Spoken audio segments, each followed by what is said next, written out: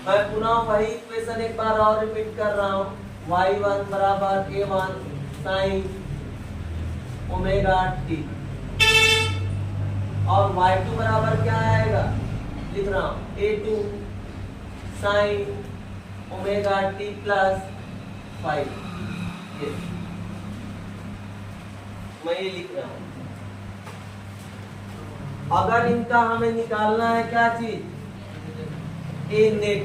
मैंने माना कि इधर हमारा a1 है और जो इधर है वो हमारा a2 है। ये दूसरे सेट कितने एंगल पे है, 5। ए नेट निकालने का मैंने तरीका बताया था, याद है? मैंने बताया था ए नेट बराबर रूट ओवर a1 का स्क्वायर प्लस a2 का स्क्वायर प्लस 2 a1 a2 और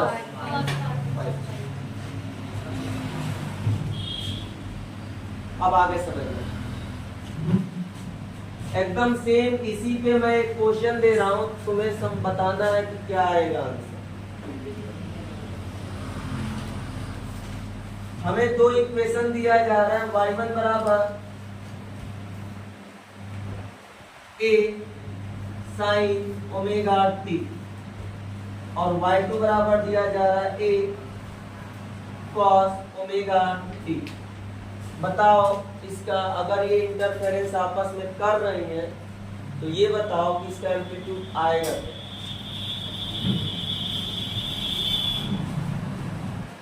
इसका नेट में एम्पलीट्यूड क्या आएगा, बस ये बताओ।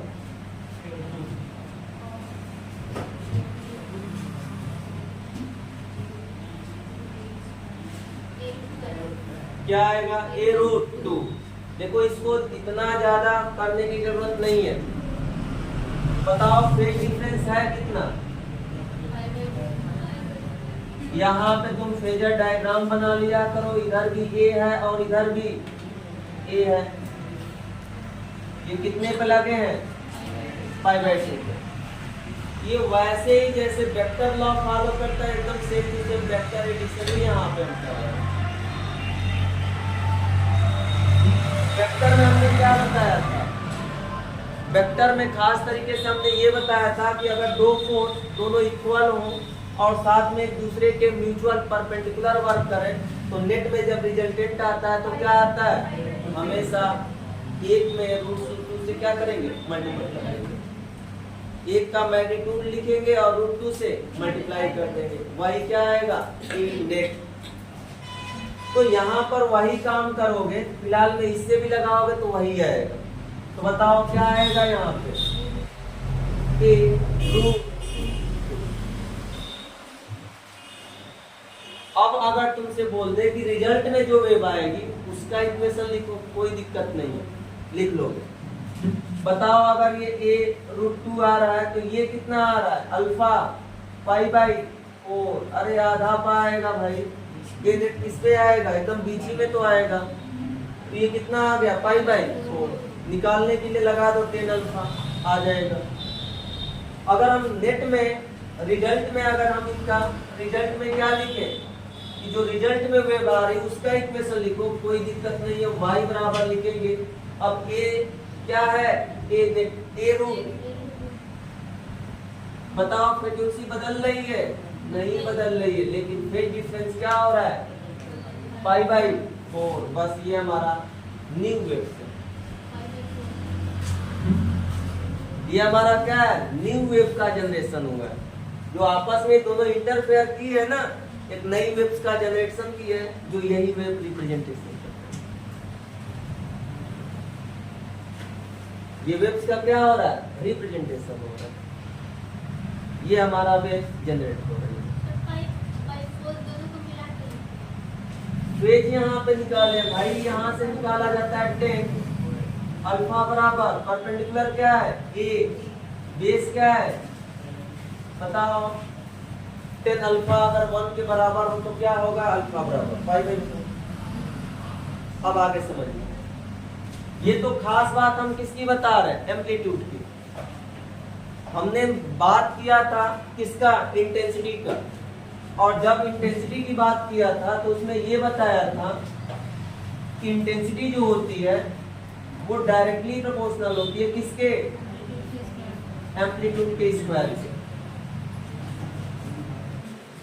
कुछ क्वेश्चन हम इस तरह से भी अप्लाई कर सकते हैं कि मान जाओ कि कोई वेव्स है, उसका एम्पलीट्यूड हम 2 टाइम्स कर रहे हैं, बताओ इंटेंसिटी पे क्या फर्क पड़ेगा, 4 टाइम्स होगी, 2 टाइम्स नहीं होगी, 4 टाइम्स होगी। अगर तुम्हें बोलते कि मान जाओ इक्वेशन दे दिया y1 बराबर a sin ओमेगा t और y2 बराबर दे दिया 2a sin ओमेगा t, बोल रहा है कि बताओ इसकी इंटेंसिटी क्या होगी मैक्सिमम, मैक्सिमम इस वेव से इंटेंसिटी क्या होगी, 4 गुना होगी। अगर इस वेव का मैक्सिमम इंटेंसिटी आई नॉट है तो ये श्योर है कि इसका कितना होगा, 4 आई नॉट होगा, क्योंकि हम लोग देख रहे हैं कि यहाँ जो इंटेंसिटी है डायरेक्टली प्रोपोर्शनल टू एम्पलीट्यूड का स्क्वायर।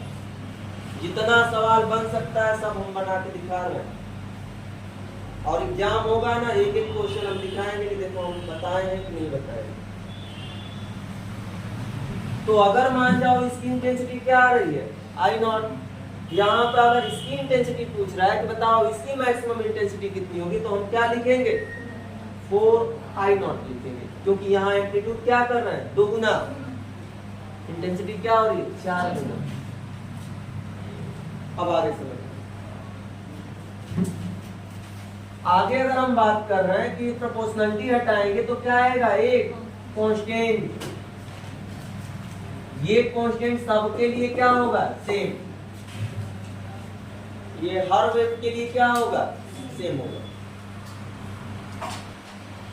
अब आगे समझिए, इस तरह से अगर हम लोग इंटेंसिटी देखें कि जो इंटरफेरेंस हो रहा है, जो नई वेव्स निकल के आ रही है उसकी इंटेंसिटी क्या होगी, तो हम लोगों ने ये देखा था कि आई नेट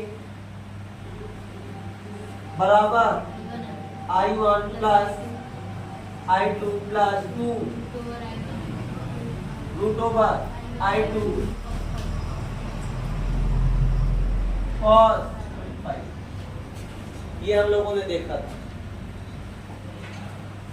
यहाँ पे हम देख रहे हैं कि जो नेट में इंटेंसिटी आ रही है वो किस पे निर्भर कर रही है, फाई पे, फेज डिफरेंस पे। अगर हम फेज डिफरेंस क्या ले रहे हैं, कितना ले रहे हैं, 0 डिग्री,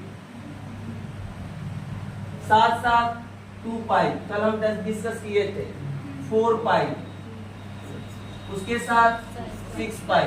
अगर इस तरीके का अगर हम फेज डिफरेंस ले रहे हैं तो यहाँ पे कास फाई क्या निकल के आ रहा है, 1, और कास का मैक्सिमम वैल्यू 1 ही होता है। और जब ये 1 आ रहा है तो ये क्या आ जा रहा है, आई मैक्स।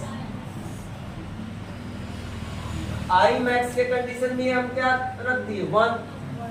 ये हमारा एक बना था इक्वेशन, क्या बना था जी, रूट ओवर I1 प्लस रूट ओवर होल स्क्वायर। इस जगह जो इंटरफेरेंस हुआ था इसको नाम दिए थे क्या चीज, कंस्ट्रक्टिव। मैंने एक और नाम लिया था कि फेज डिफरेंस में तो जान गए, पाथ डिफरेंस में कैसे जानेंगे कि कंस्ट्रक्टिव होगा, तो मैंने ये बताया था कि पाथ डिफरेंस को हम डेल्टा एक्स से रिप्रेजेंट करेंगे। क्या लिखेंगे, अगर एन लेमडा, अगर पाथ डिफरेंस एन लेमडा आ रहा है तो इसका मतलब कंस्ट्रक्टिव इंटरफेरेंस होगा, मींस लेमडा की value, sorry path difference 0, lambda 2 lambda 3 lambda, अगर कुछ इस तरह से आ रहा है तो क्या होगा, कंस्ट्रक्टिव।